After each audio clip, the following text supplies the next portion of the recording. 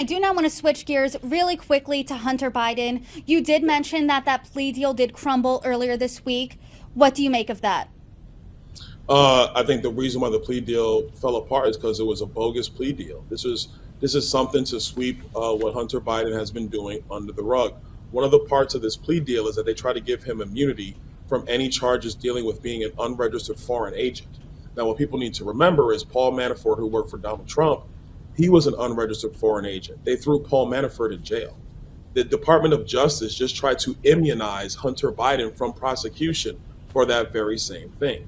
So that is serious issues in my view, of obstruction of justice at the Department of Justice, let alone the fact that the IRS investigation was slow walked and stonewalled by elements of the Department of Justice.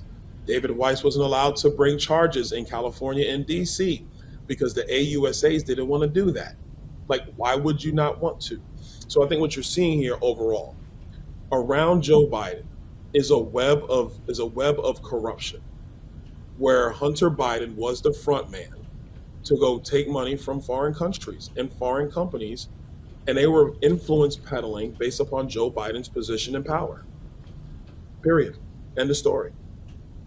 The House Oversight Committee has been investigating Hunter Biden and his business dealings, and something that has come up is that there isn't that definitive link to Joe Biden and his family's business dealings, what many are calling that smoking gun.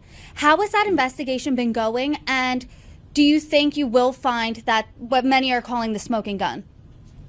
Well, the investigation is actually going even better than I thought it was going to go. We didn't really know how this was going to happen for us, but what's occurred is a couple things. One, we were able to get access to information using our power as the majority here in Congress. The second thing that started happening is whistleblowers in the federal government started coming forward, talking about, at a minimum, the slow walking of these investigations. And then the third thing that has now occurred is that you have people like Devin Archer, who's going to testify in front of he's going to do a transcribed interview with the Oversight Committee on Monday, where you have other people who are in this orbit, this web of corruption around Joe Biden are now coming forward and they're testifying. I think what we're going to see is we're going to try to start getting access to financial records to make those ties of money coming from Burisma or CEFC or Romania or Russia is a new country that, from my understanding, is going to start coming out soon, and see those ties of how the money flows through companies that Hunter Biden controlled and how he was paying for and or sending money to Joe Biden himself. What I personally think has occurred is that Hunter Biden was paying the bills. And actually, there's a text message that Hunter Biden sent in 2019 to his daughter saying, "I'm basically paying the bills from my dad."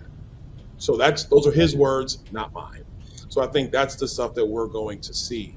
When the IRS came and testified in front of the Oversight Committee, what they clearly said in their testimony was that Hunter Biden was living off of the corporate accounts. And my question to the investigators was, if somebody is paying for all their living expenses out of their corporate accounts, is that grounds for an investigation into tax evasion? Oh, yes. That is literally the basis of how you start a tax evasion investigation, is because that's what Hunter Biden was doing. They were shielding this money from the American people. They were doing it on purpose.